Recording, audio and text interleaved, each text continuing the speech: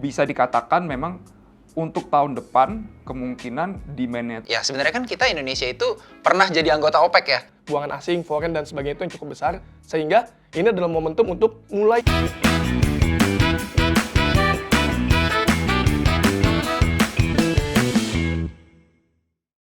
Halo teman-teman semuanya, selamat datang kembali di Stock Talk episode ke-20. Jadi kali ini kita bakal bahas tentang winter dan juga sektor energi. Nah kalau teman-teman tahu, jadi winter itu kan biasanya ya karena musim dingin ya, jadi kan bakalan ada kebutuhan akan energi yang lebih tinggi nih buat heater dan lain-lainnya gitu. Nah kali ini kita bakal bahas itu bersama dua orang yang kali ini kita kedatangan tamu spesial nih. Ada Mas Gary dari Trimegah Asset Management dan juga ada Bro Filmon. Nah, sebelumnya supaya kenal lebih deket nih, kita tanya-tanya dulu ya tentang perkenalan mereka nih. Mas, boleh diceritain nggak nih Mas background-nya gitu Mas? Oke, nama saya Agustinus Geratwindu, biasa dipanggil Gary. Saya fund manager dari Trimegah Asset Management yang mengelola beberapa reksadana Trimegah. Oke, nah ini tamu spesial kita hari ini. Jadi dari fund manager Trimegah Asset Management. Kalau boleh tahu nih Mas, kalau fund manager nih biasanya kan beda gitu ya dengan retail gitu nih. Boleh nggak Mas diceritain nih apa sih bedanya institusi sama retail gitu Mas? Oke, kita kan mengelola dana nasabah ya. Jadi kita pasti akan mempunyai mungkin secara size juga pasti agak lebih besar gitu ya. Karena kan ini dana nasabah terus ada masuk subscription, redemption seperti itu. Dan mungkin dengan adanya seperti itu pengelolaan yang dibutuhkan itu mungkin tidak bisa selincah teman-teman nih kalau yang ada di retail gitu ya. Dan kita juga harus melihat nih setiap hari apakah ada pergerakan di subscription ataupun redemption. Tapi secara strategi tentu saja kita punya nih strategi untuk melihat secara 3 bulan, 6 bulan, 12 bulan. Jadi yang jangka pendeknya juga tetap ada sih kita lihat. Oke, tapi punya view yang biasanya lebih panjang gitu Betul, ya Mas ya buat betul. secara overall porto ya gitu Betul, ya. betul. Kalau boleh tahu Mas, di Trimegah ini kelola berapa fund sih Mas? Oh, saya mengelola sekitar 6 fund ya. 6 fund ya. Dengan total AUM yang dikelola saya itu mungkin kira-kira hampir 1,5 triliun lah ya. Oke, 1,5 triliun. Bukan angka yang kecil ya pasti teman-teman ya. Ini nggak mungkin scalping yang 10 juta keluar masuk.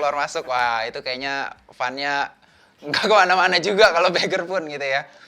Terus ada lagi nggak sih Mas kira-kira nih ya yang membedakan nih selain jumlah dananya yang besar gitu ya, sama view-nya yang lebih long term, yang bedain antara fund sama retail gitu. Karena kan biasanya kalau kita ngobrol sama retail gitu Mas ya, pasti tuh ngomongnya, wah ini kalau big fund masuk sahamnya pasti naik. Itu bener nggak sih Mas? Sebenarnya sih belum tentu juga ya, malah kita nih sekarang lihat-lihatan sih sama teman-teman retail gitu ya. Jangan-jangan kalau teman-teman yang retail masuk itu malah yang lebih cepat naik tuh. Oh, oke. Gitu ya. Tapi kita paling nggak kita punya view atau fundamentalnya apa sih yang kita pegang dari sebuah saham gitu ya. Jadi kalau misalnya teman-teman retail lagi suka sektor, misalnya ntar kita akan bahaskan energi. Nah kita juga harus tahu nih energi ini sebenarnya story-nya tuh ke depan seperti apa. Nah itu kadang-kadang yang bisa membatasi kita supaya kita tuh nggak terlalu FOMO atau ikut-ikutan gitu ya. Karena itu kan nggak cuma terjadi di retail, di kita juga kalau ngeliat ada saham yang naik kayak kenceng, kita pasti akan alert dalam artian pengen tahu nih ada apa sih di saham ini gitu loh, atau di sektor ini. Nah itu biasanya kita lihat seperti itu. Oke, so nggak kayak yang teman-teman pikirin nih. Ini dijawab langsung nih sama praktisinya langsung, sama fund manager langsung bahwa ya nggak juga kalau fund masuk nggak artinya langsung beli hari ini besoknya naik, nggak gitu juga ya Mas ya. Nah makanya ya inilah pasar modal ya cukup ini ya balance lah ya kita bilang ya. Kita nggak melihat ini fund manager, ini institusi, ini retail, semua punya kesempatan yang sama. Tinggal gimana kita melakukan analisa gitu-gitu ya Mas ya, semuanya ya pastinya ya. Oke, kemudian ada lagi nih dari Stockpitor kita yang mungkin teman-teman udah pernah kenal ya, harusnya udah pernah kenal sih. Ada Bro Filmon atau ID-nya Blackmon ya. Ya. Oke, ada yang mau diperkenalkan Bro? Mungkin ada yang belum tahu statusnya mungkin. Halo, nama saya Michael Filemon, ID Stockbit saya Blackmon 14, dan sekarang saya adalah seorang full-time trader. Oke, nah udah kenal nih ya sama dua pembicara kita yang hebat-hebat gitu ya. Nah sekarang kita akan mulai topiknya nih dari winter gitu ya. Oke, aku mau nanya-nanya dulu nih sama Mas Gary nih Mas ya.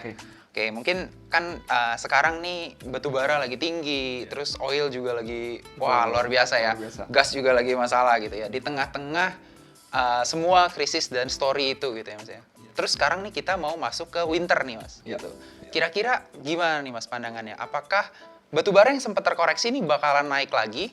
Atau ya mungkin ini udah peak dan mungkin melandai gitu. Kalau menurut Mas Gary gimana Mas? Oke, jadi kita punya data tentang seasonality ya.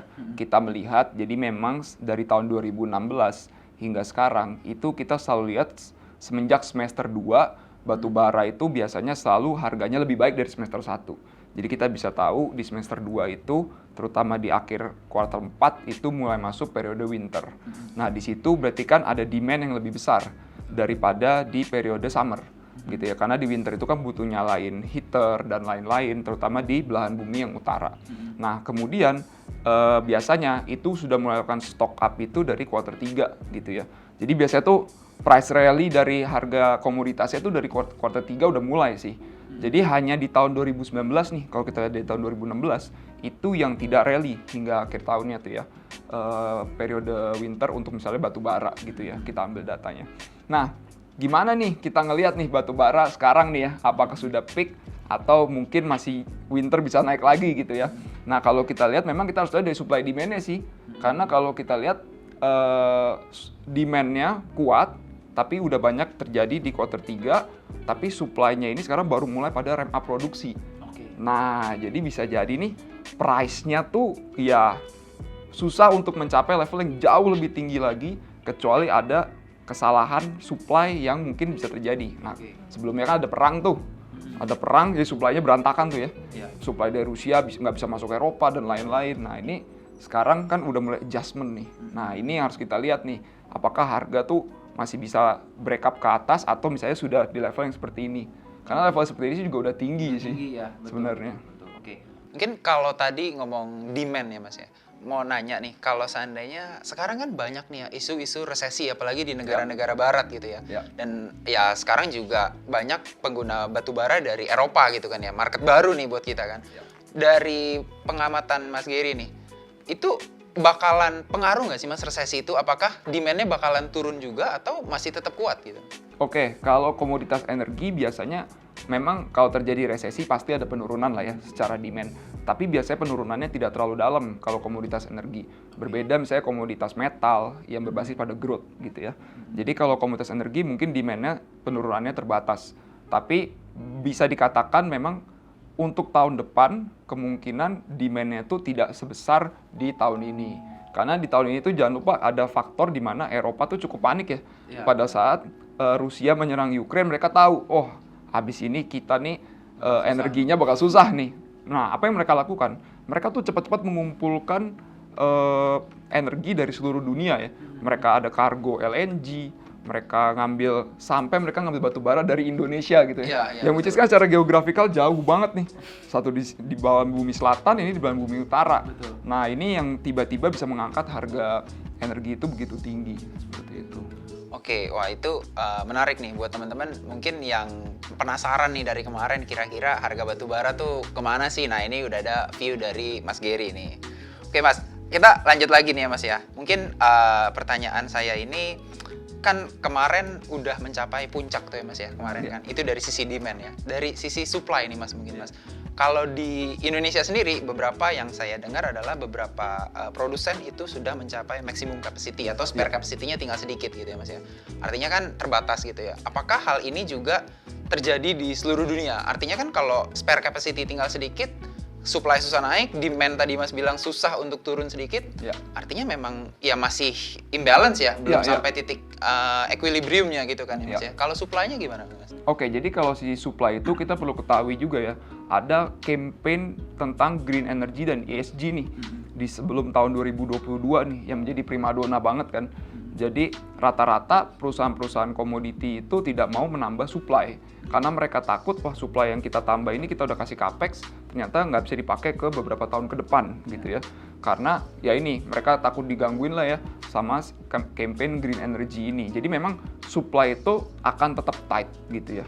Supply itu akan tetap tight, tapi sekarang masalahnya demand turunnya berapa banyak gitu sih. Itu yang lebih jadi concern gitu ya. Karena semua rata-rata produsen besar tuh udah ramp up produksi sih. Kalau kita lihat ya, Adaro dan lain-lain, semua tuh ramp up produksi sampai ke maksimum capacity yang mereka bisa gitu ya. Karena kapan lagi nih dapat harga di level yang setinggi ini. gitu ya. Nah, jadi sekarang kita lihat mungkin benar harga belum di level equilibrium, tapi menurut saya dia akan mungkin kalaupun ada penurunan, dia akan tetap berada di level lebih tinggi daripada pre-COVID period. Karena kalau kita ingat dulu harga batubara Newcastle 150 itu udah tinggi Udah banget. tinggi. Sekarang udah tinggi banget. bahkan 300-an. Sekarang 350 2 kali pernah 400 gitu ya. Jadi kalau misalnya ada penurunan pun di 250 misalnya, itu juga Masih tinggi ya? masih sangat tinggi. Cash flow generation dari coal company sini masih bagus dan berarti dividennya masih oke. Oke. Nah itu tadi dari batu bara nih Mas ya. Boleh nggak nih Mas kalau nanya sedikit tentang energi yang lain nih, kayak gas bumi sama minyak nih ya, gitu ya, sedikit. Ya kan kita tahu sebenarnya kan energi itu kan bisa saling disubstitute ya Mas ya. Kayak misalnya gas bumi kemarin disubstitute sama coal, Ya. minyak juga bisa disubstitute sama gas gitu kan ya. Nah, kalau boleh tahu nih Mas, dari batu bara tadi kita udah cerita panjang. Ada share view sedikit boleh nggak Mas kalau tentang minyak sama gas itu gimana kalau pandangan Mas Giri? Oke, kalau misalnya gas bumi dulu ya. Kalau gas bumi itu biasanya dia jadi majority yang dipakai di Eropa lah. Kenapa? Karena mungkin secara green initiative lebih bagus ya. Yang dikeluarkan tuh tentang karbonnya mungkin lebih kecil Lebih kecil, gitu ya. betul. Tapi masalahnya kan yang mensuplai Eropa tuh secara garis besar tuh dari Rusia gitu ya, lewat pipa-pipa gas. Nah, Nord ini Stream Rusia, ya betul, ada Nord Stream, ada yang di jalur tengah juga, ada yang jalur lewat Turki. Jadi Rusia tuh udah kayak menggurita lah Iya, di Eropa itu sebenarnya dalam memproduksiin gas bumi gitu ya. Nah, sekarang karena ada masalah di situ, Eropa mengandalkan gasnya tuh dari kargo LNG. Jadi ada kargo-kargo mungkin dia ngambil dari Afrika, ngambil dari US. Nah, itu yang mensuplai nih ke Eropa, tapi harganya memang lebih mahal karena kan kalau pakai ya betul transportnya aja pakai kapalnya pakai bensin gitu ya. Nah, Bensin itu- lagi mahal. bensin lagi tinggi gitu ya. Nah, itu gas bumi itu mungkin equilibriumnya juga udah mulai ya mungkin lebih cepat kelihatan lah mereka ya, karena kan terakhir Eropa gas tanknya udah pada full. Mereka lagi mencoba nih di winter ini bisa nggak bertahan dengan gas tank yang seperti itu. Sedangkan kalau oil ini justru menurut saya jauh lebih menarik. Kenapa? Karena supply-nya tuh lebih bisa dikontrol. Oke. Karena mereka kan ada kayak semacam OPEC ya. Iya, OPEC ini iya. kan semacam kartel gitu ya. Nah, kartel ini ternyata menginginkan harga oil tuh tinggi. Karena kemarin ternyata kan kita tahu nih US pingin supaya OPEC tuh meningkatkan produksi, yang ada mereka malah ngangkat produksi. 2 juta barel ya. 2 juta barel gitu ya. Bayangin kalau nanti China udah reopen, bayangin kayak dulu kita reopen ya. Indonesia waktu reopen semua tiket tuh mahal loh. Ke Singapura mahal, ke Bali mahal gitu ya. Nah, bayangin kalau China nih yang penduduknya segini banyak Lebih reopen, besar lagi ya. lebih besar lagi, penerbangannya kayak gimana tuh di daerah sana kan. Mana bentar lagi kan mau Chinese New Year ya. Iya. Januari akhir gitu kan. Nah, ini nih yang mungkin demand oilnya tuh bisa lebih tetap tinggi karena dan supply-nya dikontrol gitu. Nah, ini lebih susah nih. Ya, lebih ya, susah nih, harga mungkin masih bisa lebih kelihatan terjaga mungkin. Nah, kalau dari internasional katalis itu semua, kira-kira bakal reflect sih Mas sama ya sebenarnya kan kita Indonesia itu pernah jadi anggota OPEC ya. Iya, betul. Artinya kan kita punya cadangan minyak yang cukup banyak gitu ya. Ya betul. Apakah itu bakalan reflect sama migas di Indonesia gitu, perusahaan-perusahaan migas di Indonesia? Ya. Menurut Mas gimana? Oke, jadi harusnya memang karena lifting minyak kita sama konsumsi minyak kita tuh masih banyakan konsumsinya, jadi rata-rata kita nggak ekspor ya. Atau misalnya kita ekspor nih barang-barang minyak yang sebenarnya kita nggak bisa kalau refinery di sini gitu ya. Jadi itu yang terjadi gitu, karena ada imbalance seperti itu makanya kita kan nggak di OPEC member lagi gitu. Nah, tapi kalau saya lihat memang harusnya ada impact nih untuk saham-saham yang berhubungan terhadap minyak. Dan sekarang yang banyak mulai didiskusikan adalah apabila minyak bertahan di atas level 80 sampai 100, mungkin nggak kalau kita bisa ngeluarin eksplorasi lagi yang ternyata dulu tuh cost-nya mahal gitu ya. Mungkin kan ada yang bilang tentang deep water, ada yang bilang tentang hal yang lebih kompleks gitu ya. Iya. Nah, itu bisa nggak dengan harga yang segini itu mulai di start lagi gitu. Nah, itu pembicaraan udah ke arah situ sih sekarang. Karena banyak negara tuh mulai ngerasa kayak, saya kalau masih punya cadangan minyak atau fosil yang lain kita mulai gunain aja deh sekarang. Karena mumpung harga lagi tinggi-tingginya nih. Oke. Seperti itu. Oke, wah ini menarik nih teman-teman. Jadinya udah dapet lengkap satu pandangan tentang sektor energi nih, dari gas, dari minyak, batu bara juga udah kita bahas yang udah hype nih ya dari tahun lalu nih, batu baranya gitu. Oke, mungkin satu pertanyaan lagi nih Mas, kalau di luar sektor energi nih ya, kira-kira sektor apa lagi sih Mas yang bisa manggung nih di winter kali ini? Di winter kali ini ya, jadi kalau winter kita anggap sampai Januari gitu ya, atau Februari. Oke, paling nggak kita tuh bisa lihat kalau di Indonesia ya, terutama kita tuh pasti lebih suka di domestiknya kita sendiri sih. Karena domestik kita tuh cenderung kuat. Berarti saya berpikir sektor banks itu masih akan bagus. Sektor consumer, karena tahun depan tuh ada pemilu gitu ya. Jadi kita harus lihat nanti social spending tuh akan lebih besar di tahun depan. Dan jangan lupa, kalau tahun depan itu banyak kepala daerah tuh yang bakal habis masa jabatan. Dan dia akan digantikan oleh orang-orang dari Mendagri gitu. Betul. Nah, itu tuh kan bisa menggunakan APBD-nya itu lebih ke arah support pertumbuhan. Nah, ini mungkin di sektor consumer ada view pandangan seperti itu. Kemudian juga sektor semen, karena tahun ini juga udah naikin harga lumayan ya. Tahun depan juga bisa harusnya asumsinya harga energinya nggak lebih tinggi dari tahun ini lah. Oke. Gitu, kayak tadi ya saya berpikir mungkin batu bara tahun depan sulit sih untuk di lebih dari 400 gitu ya. Mungkin kayak tadi saya bilang di 250 aja tuh sebenarnya udah bagus banget, sudah tinggi gitu ya. Dan yang wildcard satu lagi adalah itu apabila China reopeningnya tuh dilakukan secara cepat. Nah, itu bisa meningkatkan demand di sektor komoditi metal. Oke. Karena kan nanti kan pertumbuhan ekonomi di China mulai bergerak dengan signifikan ya. Nah, komoditi metal itu biasanya sangat erat dengan pertumbuhan.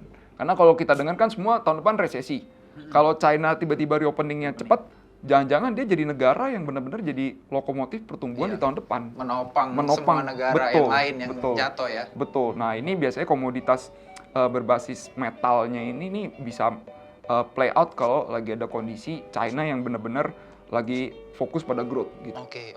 Metal itu kayak nikel berarti ya, tembaga, copper betul, ya kan? Betul. Terus iron mungkin ya. Oke. Wah, ini menarik nih teman-teman ya. Jadi secara fundamental kita udah bahas tentang sektor energi.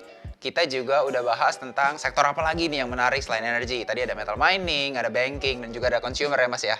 Ya, oke. Mungkin setelah kita ngobrol-ngobrol sama Mas Gary nih ya, kita coba ngobrol sama Stockpitor kita nih yang basisnya dari technical analysis nih. Mungkin gimana bro pendapatnya nih Mas? Tadi setelah dengar Mas Gary cerita, ada dapat insight nggak nih bro? Oke, kalau saya sih sangat setuju sekali sama yang Pak Gary sampaikan. Dan memang saya juga melihat view-nya seperti itu dari segi dari technical juga. Terkadang kan orang bilang fundamental never lie. Tapi sebenarnya dari technical juga kita bisa melihat early confirmation bahwa arahnya mau kemana. Seperti itu. Dan saya melihat sendiri dari arahnya untuk batu bara sendiri ya, kita lagi ngomongin untuk winter, batu bara, itu kalau misalnya kita buka dari time frame yang lebih besar, mungkin nanti monthly atau apa, memang masih sangat bullish. Kenapa? Karena seperti yang tadi disampaikan, banyak sekali kepentingan dari, misalnya dari US dengan dari Rusia, gitu. Dan kita juga sebagai trader, kita nggak bisa memprediksi apa yang akan terjadi ke depannya. Bisa saja tadi, seperti yang tidak diduga, misalnya perang terjadi lagi, atau misalnya lebih hot, otomatis kan harga komoditas batu bara makin naik lagi, gitu. Tapi yang saya melihat untuk sekarang ini adalah dengan estimasi batu bara itu Newcastle di atas 250 saja, itu sebenarnya sudah sangat benefit sekali terhadap saham-saham batu bara. Dan ini sudah terkonfirm juga dengan kita lihat kalau misalnya ITMG aja lah sekarang, dividen interim aja 10%. Dulu aja istilahnya PTBA dapat dividen 11%-nya udah sangat heboh sekali gitu. Sekarang hanya interim aja udah 10% gitu. Dan menurut saya ini sangat menarik sekali gitu untuk sebagai seorang trader ya. Saya ngomong seorang trader itu dalam artian adalah saya main time frame-nya nggak terlalu besar, nggak sampai setahun, 2 tahun, paling sekitar beberapa bulan aja. Dan itu sangat menarik untuk dicermati, untuk memanfaatkan momentum ini. Nah, namun kalau saya lihatin, itu tidak semua saham batu bara itu sejalan dengan arah tersebut. Karena rata-rata kalau saya lihat sekitar 2 bulan belakangan ini sudah mulai sideways. Artinya apa? Sudah mulai melemah momentumnya. Dan sideways itu didukung oleh buangan yang cukup besar. Kalau saya lihat ya, buangan asing, foreign, dan sebagainya itu yang cukup besar. Sehingga ini adalah momentum untuk mulai koreksi. Tapi, kembali lagi, di saat koreksi, pasti akan ada namanya pullback. Nah, pullback itulah biasanya saya manfaatkan momentum tersebut untuk menangkap kesempatan yang ada. Oke. Wah, itu menarik banget. So, dalam short term period, masih ada potensi buat dia bullish gitu ya bro ya. Sementara ini, cuman kalau untuk time frame yang lebih panjang, udah mulai sideways. Kalau memang terjadi koreksi pun, kalau terjadi pullback itu bisa dimanfaatin buat trading jangka pendek gitu ya bro ya. Oke, nah menarik nih bro. Tadi kan kita udah bahas-bahas tuh ya tentang energi dan juga lu udah kasih view juga gimana. Boleh nggak nih bro, kalau kita minta tolong buat dikasih wejangan nih dari chart gitu ya. Dari chart kira-kira ini secara teknikal sektor leader dari batubara, oil and gas itu gimana sih gitu. Boleh bro? Oke, bentar ya. Saya minta laptop dulu. Terima kasih. Nah, di sini nanti kita lihat dari ini dulu ya, satu-satu ya. Mungkin kita lihat dari sektor leader di batubara. Mungkin yang terkenal kan ada 3 ya, big caps-nya, yaitu ada Adro, ITMG, dan PTBA. Seperti itu ya, kalau yang second liner-nya dan lain-lain belakangan. Nah, kalau sebenarnya kalau saya lihat sendiri dari Adro, kebetulan saya technical ini ada aliran price action trader, gitu ya, di mana saya lebih mengutamakan dari supply dan demand. Nah, salah satu indikator yang saya gunakan mendukung, karena kita lagi ngomongin ini blue chip, yaitu adalah foreign flow. Foreign flow, kalau di stock ini ada foreign flow overlay. Kita lihat sendiri dari sini Adro, untuk dari foreign flow-nya, sebenarnya untuk sekitaran dari semester kedua ini ya, dari Juli sampai sekarang, Oktober, itu foreign masih cukup signifikan masuk. Dalam artian adalah di sini, untuk buangan itu masih sedikit, sehingga ada potensi bahwa harga ini masih akan stabil dan cenderung mungkin masih bisa ada potensi kenaikan. Karena belum ada signifikan buangan dari kita sebut aja misalnya ke institusi atau misalnya fund manager dan sebagainya. Nah, namun kalau misalnya kita lihat dari technical chart ya, dari technical chart ini untuk Adro untuk saat ini sudah breakdown dari area setaway-nya. Misalnya kalau misalnya saya gambar di sini ya, dia kan ada area setaway bentuk flag sebenarnya ya. Nah, cuman kalau misalnya saya biasanya untuk menganalisa suatu saham, saya itu melihat dari time frame yang lebih besar dulu, yaitu monthly sampai weekly. Cuma biasanya cenderung weekly, karena kalau monthly bagi saya terlalu lama. Gitu, itu biasanya buat main tahunan. Itu buat lihat tren jangka panjangnya aja. Kalau dari monthly sendiri, ini bisa dibilang cenderung Adro itu masih sangat-sangat bullish sekali ya. Di mana dia ada rally base rally juga. Nah, kita perkecil lagi untuk weekly, karena buat saya ingin mencari time frame yang lebih kecil aja untuk mencari daerah base entry. Nah, dari weekly sendiri ini, saya melihat ada pattern yang cukup menarik bagi saya pribadi, yaitu di sini kalau misalnya kita seorang trader gitu ya, terutama saya juga ada seorang trader forex, itu saya biasa melihat ada pattern Quasimodo di mana QM. Nah, dari pattern Quasimodo ini, saya lihat di sini pada saat dia membuat lower low baru, lalu dia bikin high high baru, maka saya akan memprediksi bahwa area dia sebelum bikin lower low baru di area rally base rally-nya itu adalah sebagai area dia untuk kita entry. Di sini ada area demand yang cukup signifikan. Kenapa? Karena pada saat dia break dari area tersebut didukung oleh namanya kondisi di sini rally base rally. Ada demand di area tersebut. Sehingga saya biasanya akan marking area di sekitar untuk Adaro ya. Saya akan marking area ini, yaitu kisaran 3.100 sampai 3.300. Nah, itu adalah area yang potensial untuk kalau misalnya kita sebagai trader kita mau entry, boleh masuk di area tersebut dengan batasi resiko kalau dia membentuk lower low baru. Gitu, atau enggak kalau misalnya yang preventif itu biasanya bisa batasi resiko di area kalau misalnya dia bikin lower low baru di trennya itu di sekitar 2.700. Itu yang preventif. Jadi kita biasanya menggunakan money management ya kalau yang preventif. Jadi dalam artian tidak entry di satu harga. Saya biasanya di area sini saya entry misalnya 20% dulu. Nanti di area yang bawahnya lagi, di area 2.900 sampai 2.800 itu saya entry lagi misalnya lebih besarnya. Misalnya 60%-nya gitu. Dari awal 30, ini 60% dari alokasi dana yang mau ditempatkan ya. Jadi bukan dari total seluruh portofolio, tapi dari alokasi dana yang mau ditempatkan. Misalnya dari awal, misalnya saya mau menempatkan 100 juta. Artinya saya masuk di awal 30 juta dulu. Kalau misalnya tiba-tiba dia naik, pada saat nggak nyentuh area bawahnya lagi, ya udah. Ya itu adalah rezeki saya sampai situ. Tapi kalau misalnya ternyata dia menyentuh area selanjutnya dan dia mantul, otomatis kan reward saya jadi lebih besar lagi karena saya ada full muatan dan average yang terbaik menurut saya seperti itu. Nah, jadi kalau misalnya yang preventif area untuk CL itu kalau dia menyentuh dari area 2.650 itu yang udah trennya artinya udah berubah. Kalau sekarang masih trennya secara garis besar masih uptrend, masih bikin flag-nya juga walaupun sudah di break gitu ya. Jadi kita menunggu di area yang tadi saya sebutkan 3.100. Nah, itu dilihat juga dari RSI. Kalau misalnya saya lihatin di RSI itu sebenarnya ada sedikit bearish divergence. Ya, di mana dia pada saat harganya itu tadi naik, tapi RSI-nya juga menurun. Saya biasanya menggunakan RSI aja karena itu lebih sektor leading bagi saya. Tapi kalau misalnya untuk tren jangka pendek, biasanya saya memperhatikan di area MA50, MA20. Biasanya MA itu signifikan untuk trader, terutama itu bisa ada potensi untuk rebound. Tapi kalau misalnya MA tersebut tidak ada di area demand, maka saya akan skip. Dalam artian ya udah, biasanya akan cenderung jebol sih, akan terkecoh gitu mencari SL Hunter. Nah itu untuk Adaro sendiri.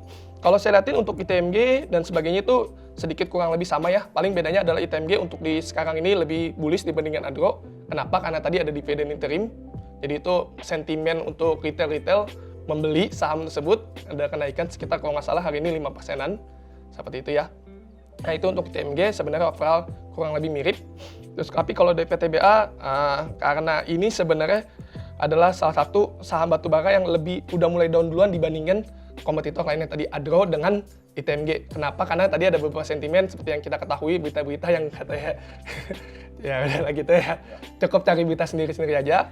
Harusnya udah pada tahu beritanya kayak gimana. Cuman kalau secara dari prospektus sendiri, saya melihat harusnya si PTBA ini masih cukup menarik tapi untuk trading. Karena kalau untuk dividen, karena masih banyak berita simpang siur yang beredar, ditakutkan oleh seorang investor atau retail atau trader-trader itu bahwa dividennya itu nanti akan lebih dikit dibandingin sama kompetitor lainnya. Makanya saya cenderung biasanya memang saya jarang lirik di PTBA. Saya lebih prefer kalau nggak di ITMG dan di Adaro-nya aja. Ataupun saya ambil di second liner lainnya. Seperti itu. Oil and gas. Kalau misalnya oil and gas kebetulan kalau untuk di Indonesia sendiri itu perusahaan oil and gas itu bisa dibilang cukup dikit yang blue chipnya. Biasanya yang disebutkan yang tadi hanya Medco dan Elsa. Elsa yang paling terkenal ya. Yang terkenal. Paling kalau misalnya mau second liner-nya itu biasanya saya suka ngelirik itu trading di AKR. Nah itu masih ada related dikit lah dengan oil. Medco sendiri ini sangat masih cukup bullish ya dengan sentimen tadi diprediksi bahwa dia akan membagikan dividen ke depannya cukup besar dari performance-nya juga dari corporate action yang mengakuisisi Kanoko ya. Iya.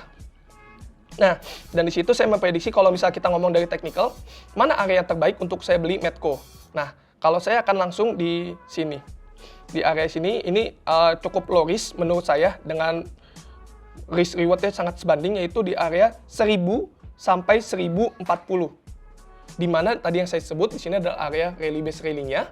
Rally base rally di area resisten yang sebelumnya selama ini sulit untuk dijebol. Jadi dia sudah set away lama, dia retest berkali-kali, tes area tersebut, terus balik lagi turun, tes area tersebut lagi balik lagi turun, tes area tersebut balik lagi turun, dan akhirnya dia breakout di area tersebut disertai dengan volume. Walaupun volumenya sebenarnya masih terbilang kurang memuaskan bagi saya, karena ini masih tergolong kecil, tidak seperti break area sebelumnya itu. Nah, kalau misalnya orang bilang di sini Medco ini ada sekitar ada support gap, ada gap yang belum ditutup di area 660 sampai 620, tapi saya rasa itu tidak akan ditutup dalam waktu dekat. Kenapa? Karena kita bisa melihat bahwa sentimen-sentimen untuk gas itu ke depannya masih sangat cenderung besar gitu ya dampaknya, sehingga kita bisa manfaatkan untuk trading jangka pendek aja dulu, yaitu di tadi area 1000 sampai 1040. Cut loss itu, kalau saya biasanya cut loss itu nggak langsung 3 tick di bawahnya, biasanya saya kasih spare sekitar 2 sampai 3%.